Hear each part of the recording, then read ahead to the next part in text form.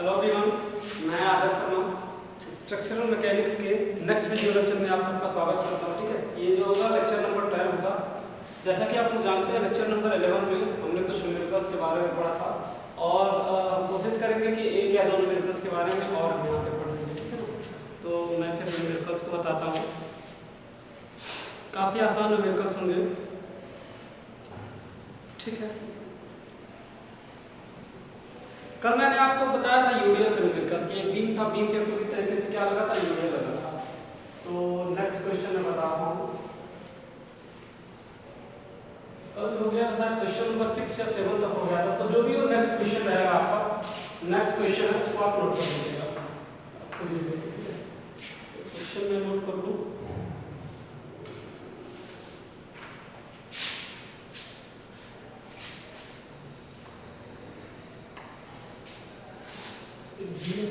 Beam पे दो अलग अलग यूडीएल लग रहा है। एक यूडीएल इसमें लग रहा है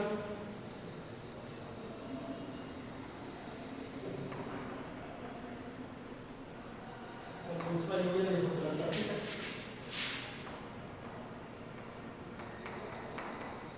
आपका पॉइंट बी है, ये आपका पॉइंट ए है, पॉइंट ए है, पॉइंट बी है, पॉइंट सी है, पॉइंट बी है। ठीक है, दोनों पॉइंट का जो डिस्टेंस है, इसकी जो दूरी है बीच की वो 2 मीटर है,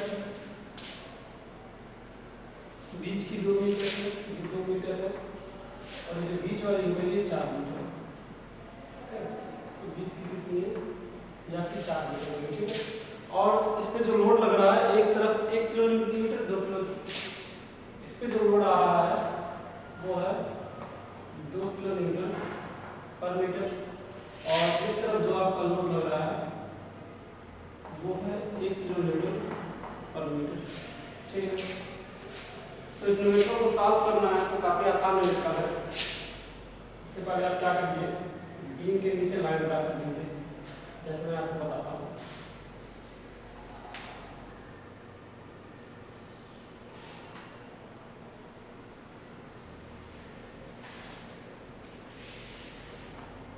यहाँ पे जो रिएक्शन का वैल्यू होगा वो RA होगा, यहाँ पे जो रिएक्शन का वैल्यू होगा वो RB होगा। काफी आगे से ध्यान रखिए। सबसे पहला स्टेप होगा रिएक्शन फाइंड करना, RA और RB को फाइंड करना। तो सबसे पहले जब रिएक्शन हम फाइंड करेंगे तो क्या हो जाएगा हमारा सिग्मा FB। इसके फॉर्मूला होगा वर्टिकल फोर्स को हम 0 लिख देंगे, वर्टिकल फोर्स को 0 लिख देंगे तो नीचे से ऊपर की तरफ जो रिएक्शन लग रहा है क्या एक डायरेक्शन में है, तो इसको मैंने प्लस कर दिया है प्लस RB माइनस ऊपर से नीचे की तरफ जो लोड लग रहा है उसको मैंने माइनस मान लिया। ठीक है, वो मैं माइनस लेके चल रहा हूँ। तो यहाँ पे जो पहला वाला लोड है ये क्या है, 2 किलो न्यूटन मीटर का लोड 2 मीटर के डिस्टेंस पे लग रहा है। एक सेकंड माइक को सेट कर लूँ। ठीक है, पहले क्या हो रहा है, 2 किलो न्यूटन मीटर का जो लोड है ये 2 मीटर का डिस्टेंस पे लग रहा है, माइनस जो 1 किलो न्यूटन मीटर का है ये 2 पे लग रहा है। ठीक है, इक्वल टू 0 कितना हो जाएगा, RA प्लस RB बराबर ये 2 2 4 और 1 2, तो कितना हो जाएगा 5 किलो न्यूटन हो जाएगा। ठीक है, 2 टू द 4 और 2 1 द 2 4 टू हो जाएगा। ठीक, अब हम क्या करेंगे, किसी एक पॉइंट पे मोमेंट 0 ले लिया। तो B पे हमने क्या किया, मोमेंट 0 ले लिया, B के बाद मोमेंट 0 ले लिया। तो B से RA की डिस्टेंस क्या है, 8 है, 8 RA। ये क्लॉकवाइज डायरेक्शन है, क्लॉकवाइज डायरेक्शन आएगा इसलिए मैंने पॉजिटिव ले लिया, माइनस एंटी क्लॉकवाइज डायरेक्शन में क्या हो जाएगा, ये पॉजिटिव कैसे हुआ मैं आपको कभी बताया था।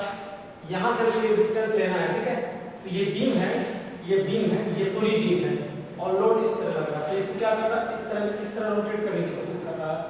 जब इस तरह रोटेट करने की कोशिश कर रहा है तो इस तरह कुछ चेहरा बन रहा है। ठीक है, तो ये क्या होता है, ये सैगिंग का होता है।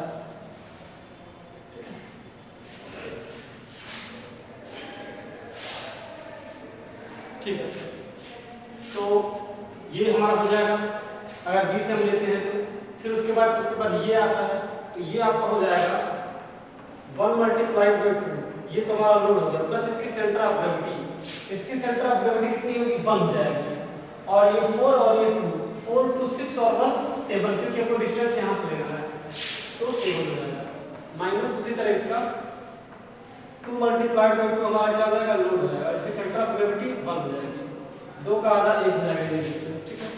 तो यहाँ से हम इसको लिख सकते हैं 8r = 2 1 जा 2, ये इधर करेंगे तो दोनों जुड़ जाएगा, ये क्या हो जाएगा 7 2 जा 14 और 2 2 जा 4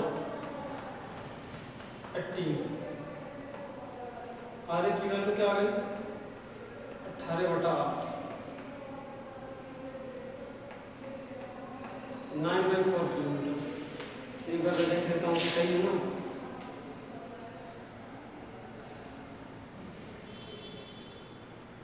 हाँ 2.25 वैल्यू आ गई 2.25 kilometre.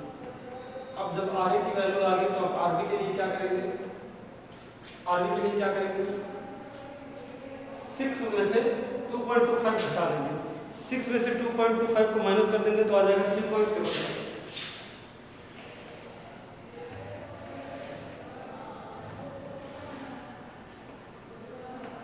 R A R B की वैल्यू मिल गई, ठीक है, आर ए आर बी की वैल्यू मिल गई।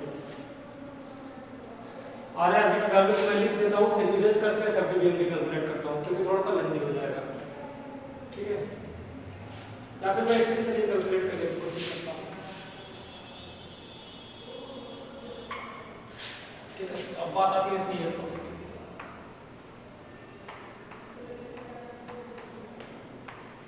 सी एफ फोर्स सीरियल फोर्स सबसे पहले कहां देखेंगे बी,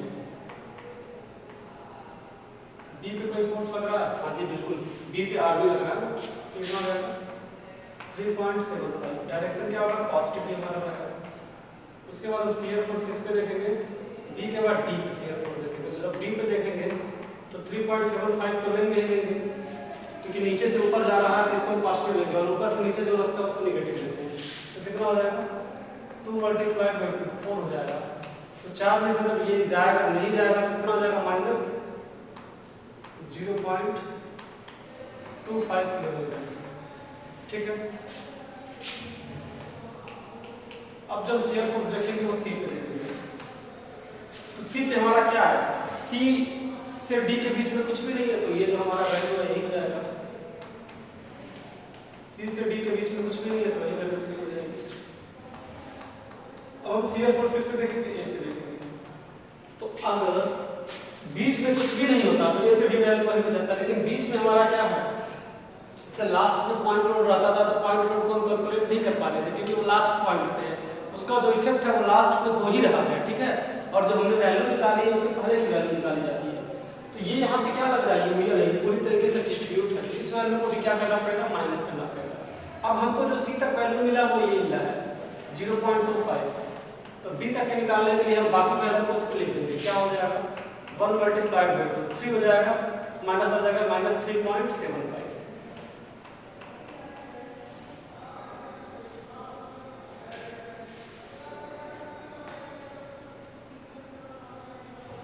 एक सेकंड छोड़ो थोड़ा ले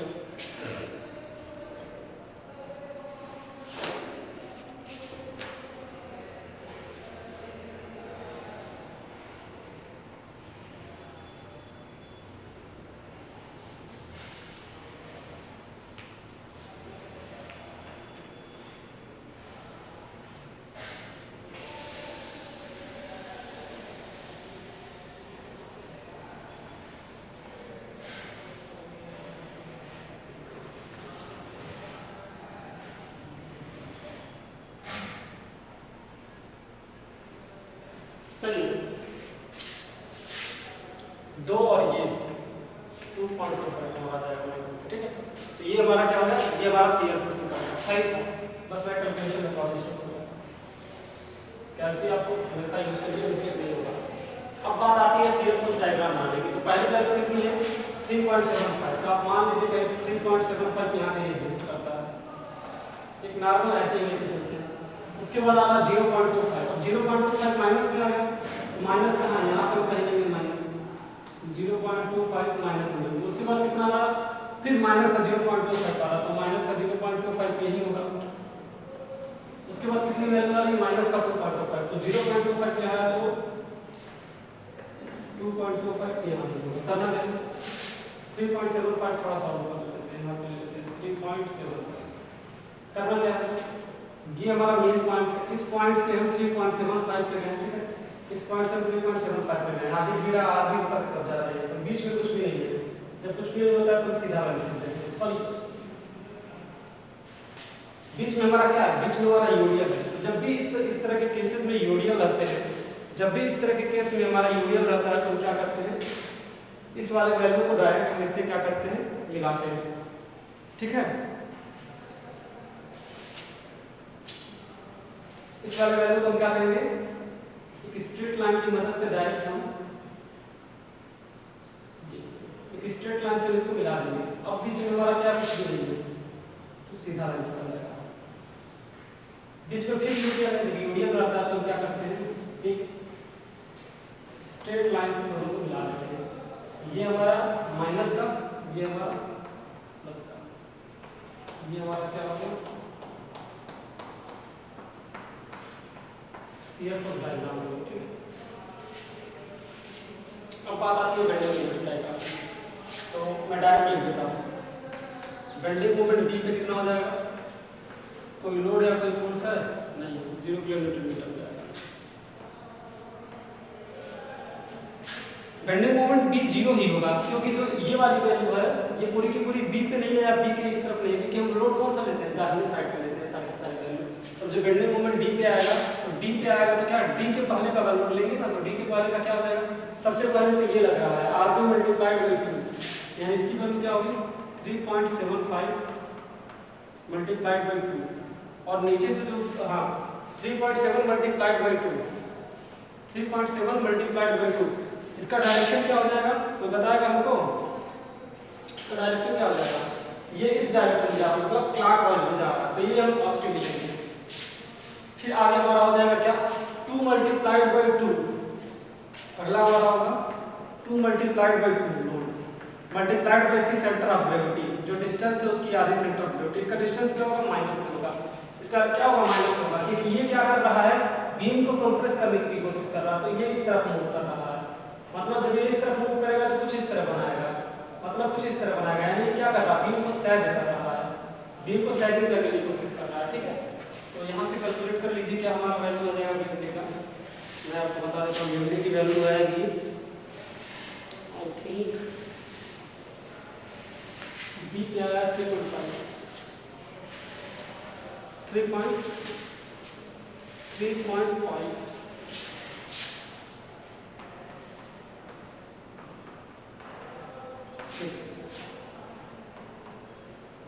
अब D के बाद हम C पे लेंगे, तो C पे लेंगे क्या हो जाएगा 3.65, डिस्टेंस क्या हो गया, डिस्टेंस बढ़ गया, अभी 2 था अभी यहाँ पे 6 हो गया है, मल्टीप्लाइड बाई 6 हो जाएगा, माइनस ये 2 मल्टीप्लाइड बाई 2 तो ऐसे ही रहेगा, क्योंकि लोड तो उतने भी लग रहा है, लेकिन चूंकि इसकी सेंटर ऑफ ग्रेविटी 1 है और ये डिस्टेंस 4 है, तो ये पूरा काम करेगा, कितना हो जाएगा 5 हो जाएगा।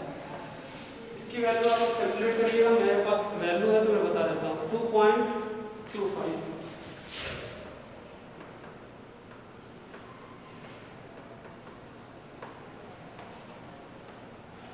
अब C के बाद बेंडिंग मोमेंट किस पे आता है, क्या आता है,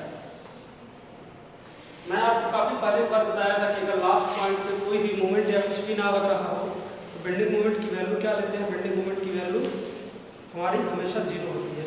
तो इस केस में अगर हमारा न्यूमेरिकल सही है तो 0 के करीब आना चाहिए, तो वैल्यू क्या हो जाएगा 3.7 6 है, 2 मीटर हमारा और बढ़ गया, यहाँ तक 6 था ना, तो 3.75 क्योंकि पूरा डिस्टेंस, क्योंकि हम मोमेंट ए से ले रहे हैं।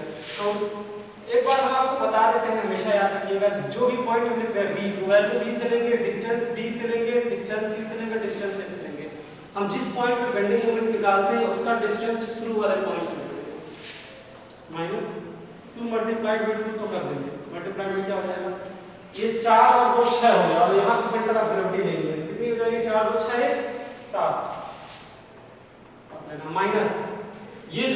ये जो हमारा मोमेंट लग रहा है 1 मल्टीप्लाइड बाय 2, 1 मल्टीप्लाइड बाय 2 और इसके centre of gravity 1 multiplied by 2, इसके सेंटर ऑफ ग्रेविटी 1। वैल्यू कितनी आ जाएगी? वैल्यू लगभग 0 के करीब आ जाएगी। आप कैलकुलेट करके देख लेना, क्योंकि मुझे पता है तो मैं डायरेक्ट 0 देता हूँ, 0 ही आएगा। सारी लाइन हमारी किसमें आई है? पॉजिटिव में आई है, तो डायग्राम हमारा ऊपर बनेगा, लाइन थोड़ा सा नीचे खींच लीजिएगा। ये 0 है, ये 0 है। बस आप डी और सी पे देख लीजिए। डी पे कितना आया? 3.5 और 2.25। डी पे आया 3.35 और इस पे आया 2.5, 2.25 आया। तो अब देखिएगा इन दोनों के बीच में क्या है?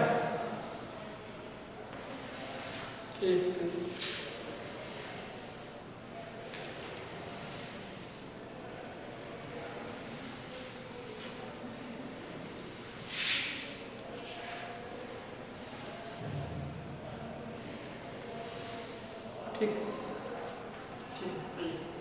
इन दोनों के बीच में क्या है? यूडियल है। तो जब यूडियल रहता है तो हम क्या करते हैं? इसमें हम एक ट्रायंगल बनता है, जब यहाँ पे ट्रायंगल बनता है तो यहाँ पे क्या होगा? एक पैराबोला बनेगा, बीच में क्या है? कुछ भी नहीं है। तो यहाँ पे स्ट्रेट लाइन है, तो यहाँ पे भी क्या होगा? एक स्ट्रेट लाइन से ऐसे जोड़ देंगे। यहाँ पे बीच में क्या है? तो यहाँ पे भी पैराबोला बनेगा। अब एक चीज आप ध्यान दीजिए, यहाँ पे क्या है? यहाँ पे शियर फोर्स की वैल्यू 0 हो रही है, तो जो मैक्सिमम बेंडिंग मोमेंट होगा वो कुछ हमको यहाँ पे मिलेगा। तो इस वाले वैल्यू को भी अगर आप चाहते हैं तो फाइंड कर सकते हैं, इसको जी मान सकते हैं। मैं आपको करके दिखाता हूँ। बाकी वैल्यू को आप नोट डाउन कर लीजिए, बाकी वैल्यू आप नोट कर लीजिए।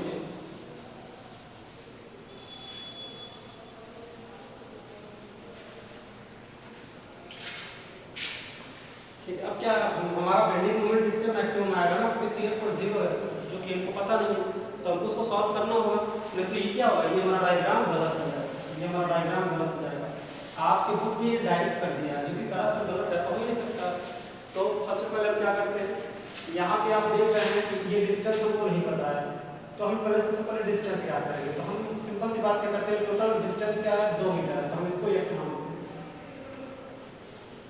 या फिर आप ऐसा करिए, इसको x मान लीजिए।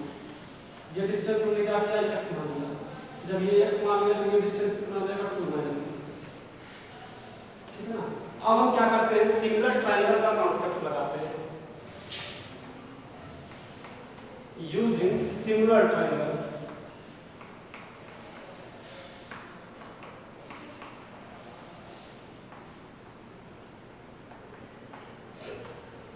यहाँ पे आप देख रहे हैं ये जो दो ट्रायंगल है वो एक जैसे है। इसकी वैल्यू x है, इसकी वैल्यू 2 - x है, इसकी वैल्यू 0.25 है माइनस में, इसकी वैल्यू है 3.75 है।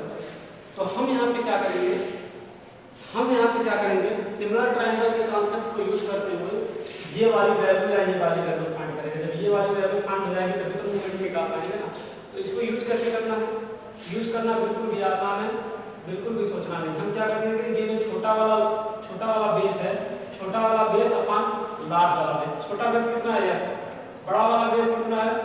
2 - x इक्वल टू छोटा वाला 1 पे बड़ा वाला 0.25 पे बटे 3.7 पे। यहाँ से आप सॉल्व कर लीजिए, जो भी x की वैल्यू आएगी मैं सॉल्व करता हूँ।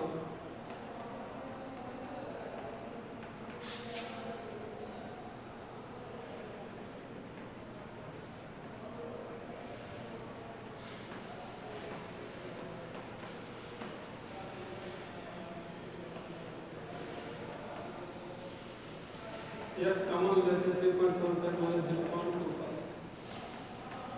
टू 0.5 कितना आ जाएगा? x इक्वल टू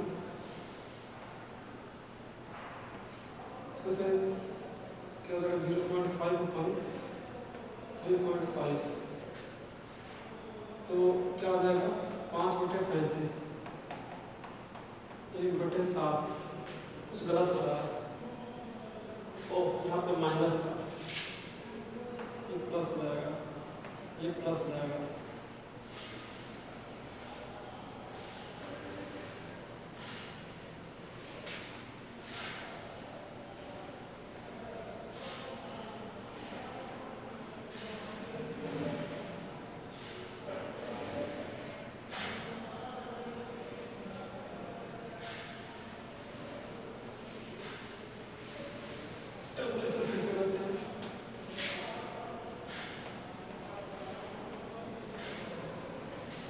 ये आ जाएगा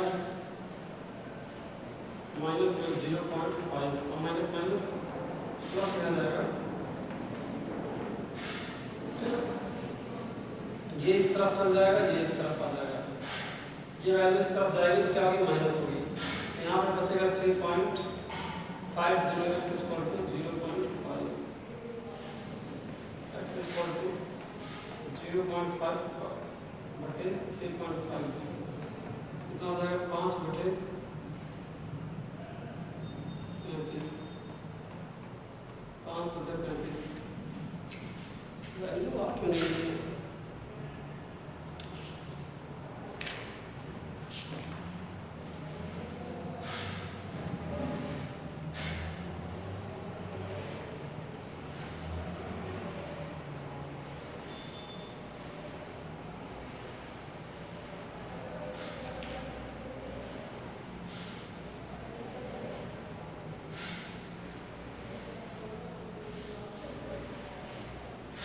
चलिए छोड़िए, हो सकता है कि ऐसा हो सकता है कि देखिए बुक में सॉल्व नहीं किया तो हो सके इसके लिए डिजाइन ना किया गया हो, ये इसके लिए मैक्सिमम बेंडिंग मोमेंट के लिए बीम डिजाइन ना किया गया हो, किसी और लेकर मैं आपको बता दूंगा।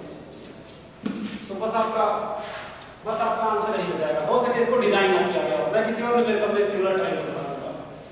ऐसे बहुत सारे ऐसे न्यूमेरिकल हैं जिसमें सिमिलर ट्रायंगल लगेंगे, आप यही वैल्यू नोट कर लीजिए बस। हो सके इसमें डिजाइन के लिए ना दिया गया हो, ठीक है। अभी आप नोट कर लीजिए बाकी।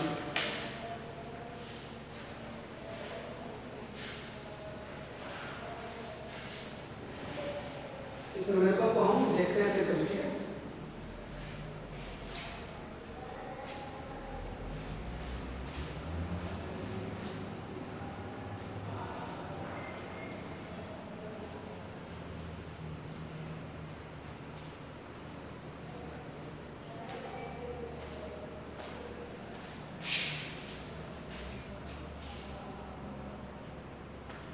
चलिए आपको एक आध न्यूमेरिकल और बताने की कोशिश करते हैं।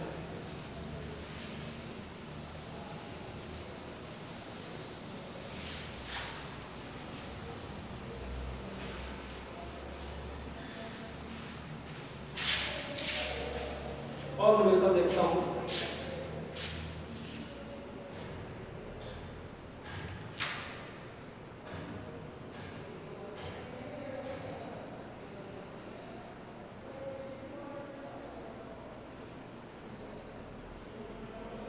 चलिए न्यूमेरिकल और उसको देखते हैं। ये थोड़ा इजी भी न्यूमेरिकल है, चाप करता हूँ। ठीक है, कैमरा ऑन है। चलिए इस न्यूमेरिकल को देखते हैं, ये थोड़ा इजी न्यूमेरिकल। इसमें आपको मैक्सिमम बेंडिंग मोमेंट का कॉन्सेप्ट मिल जाएगा। ये एक्चुअली यही न्यूमेरिकल हमारा था, कोई बात नहीं।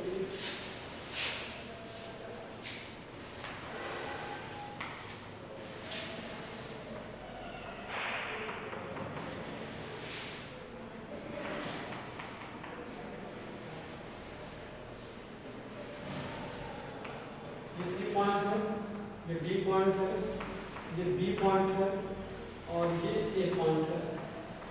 इन दोनों के बीच में जो गैपिंग है वो 2 मीटर की है। इन दोनों के बीच में जो गैपिंग है वो 1 मीटर की है और इन दोनों के बीच में जो गैपिंग है वो 3 मीटर की है। इस पे जो लोड लग रहा है वो है 10 किलोन्यूटन पर मीटर। ठीक है, साफ करते हैं फटाक से इसको। स्ट्रेट लाइन नीचे नीचे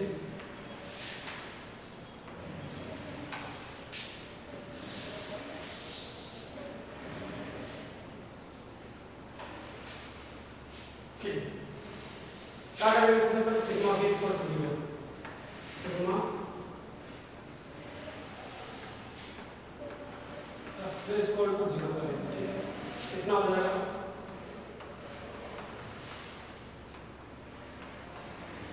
are plus R equal to, ऊपर से नीचे सिर्फ एक ही लोड लग रहा है। कितने का लोड है 10 किलोन्यूटन मल्टीप्लाइड बाई 3 मीटर पर स्क्वायर, तो आर ए की वैल्यू कितनी आ गई 30 किलोन्यूटन।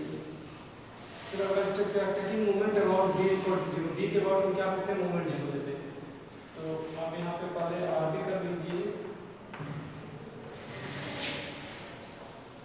और यहाँ पे आर कर लीजिए। ठीक है,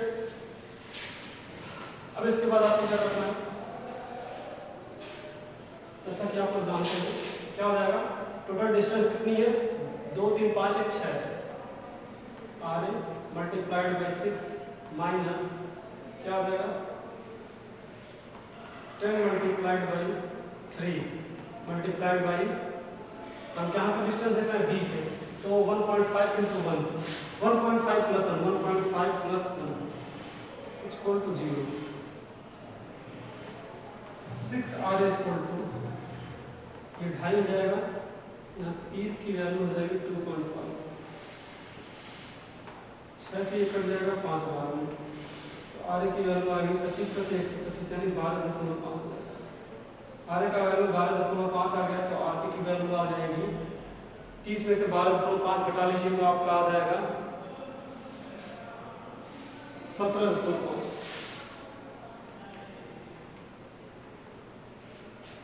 आर की वैल्यू आ गई 17.5 और ये आ गया 12.5। ठीक, वीडियो को पॉज करके आप लोग इसको नोट कर लीजिएगा, मैं आगे CFS बताता हूँ।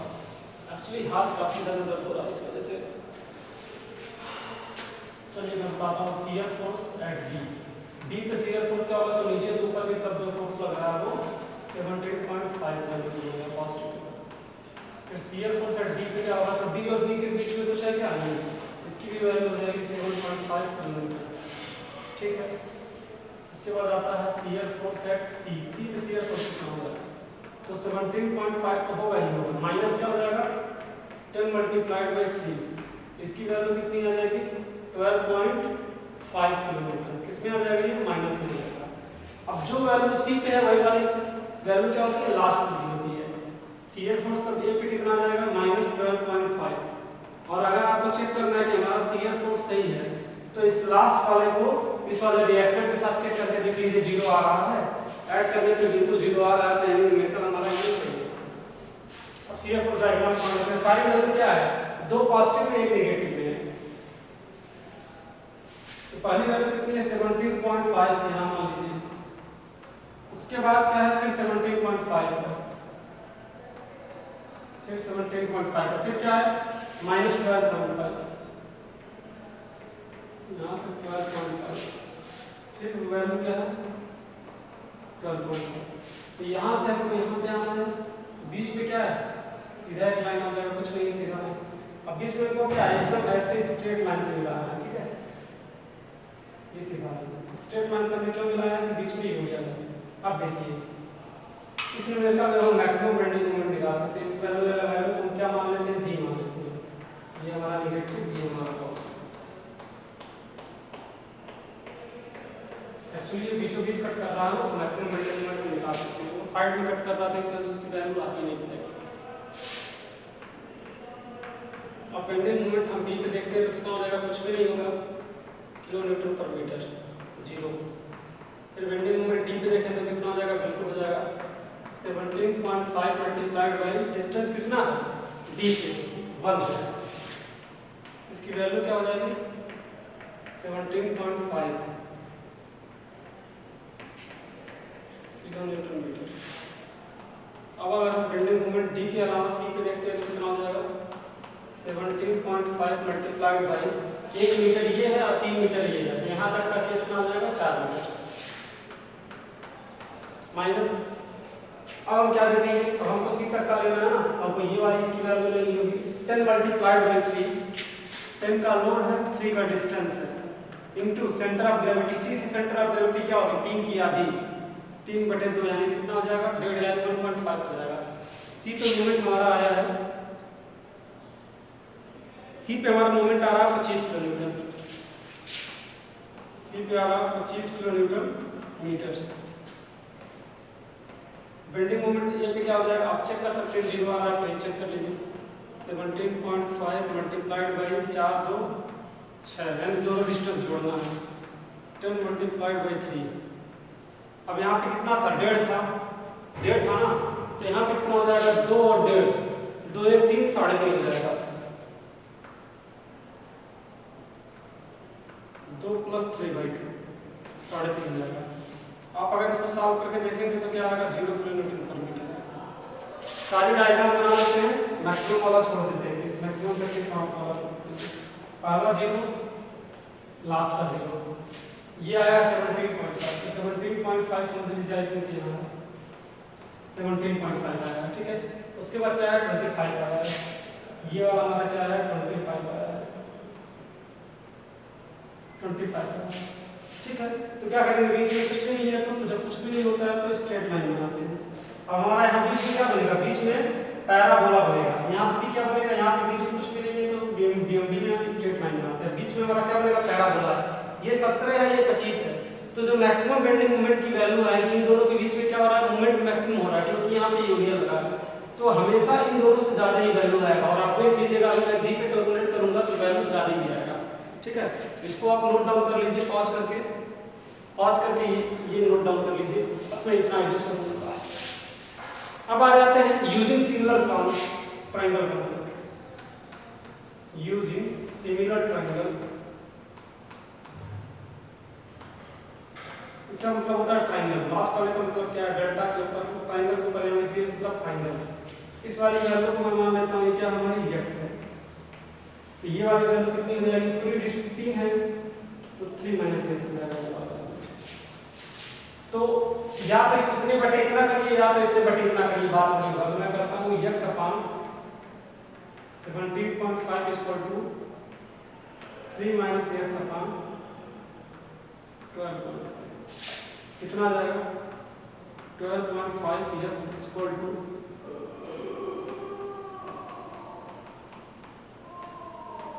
-17.5x, ठीक। ये आप कैसे कैलकुलेट करेंगे, ठीक है, ऐसे कैलकुलेट कर सकते हैं 12.5 आप सामने ले लीजिए, इस वाली वैल्यू को उधर कर दीजिए, plus 17.5 equal to 17.5 multiplied by 3, जोड़ने में कितना आ गया 5 पर 10 को 0 1 7 2 10 को 0 से 1 1 2 1 3, मतलब 30x इक्वल टू 17.5 गुणे 3, ये कितने बार में कट जाएगा 10 बार में, x इक्वल टू कितना हो जाएगा 17.5 मल्टीप्लाइड बाय 10, ठीक है। 17.5 मल्टीप्लाइड बाय 10, इसका वैल्यू मैं देख लेता हूँ मैक्सिमम कितना आएगा, मैक्सिमम तो 32 के करीब आ रहा है,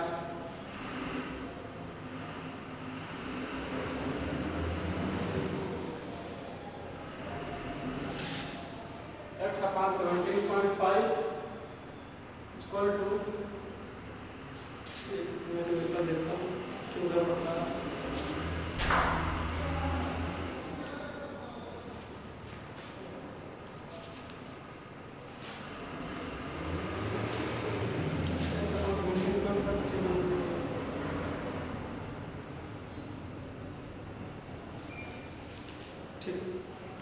यहाँ से x की वैल्यू कितनी आ गई 1.75, एक्चुअली मुझे बार-बार कैल्सी का सहारा लेना पड़ रहा है, तो आप लोग ऐसा मत करिएगा, ठीक है।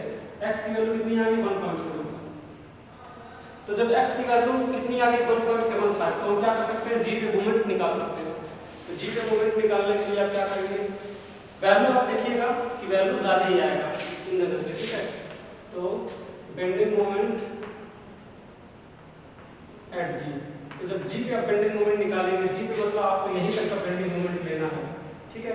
तो क्या हो जाएगा, सबसे पहले 17.5 मल्टीप्लाइड बाय ये डिस्टेंस कितनी है 1, और ये वाली वैल्यू कितनी आई है 1.75, तो कितनी हो जाएगी 2.75, दोनों को जोड़ देंगे, माइनस 10 किलो न्यूटन मीटर का ये जो लोड लगेगा वो कितने डिस्टेंस पे लगा, सिर्फ इसी डिस्टेंस पे लगेगा, इसी वाले पे, कितना हो जाएगा 1.75, इसकी सेंटर ऑफ ग्रेविटी लेंगे तो 1.75 बाय 2, आप जब इसको कैलकुलेट करेंगे तो इसकी वैल्यू आ रही है लगभग 32 के करीब, इसकी वैल्यू आएगी 32.8,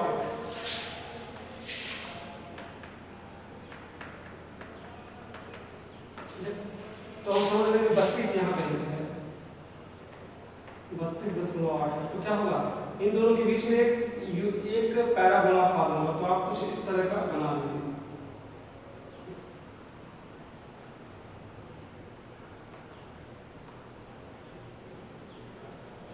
ये हमारा मेथड हो गया, ये वाली वैल्यू क्या प्लस है, इस तरीके का हमारा बिहेवियर हो गया।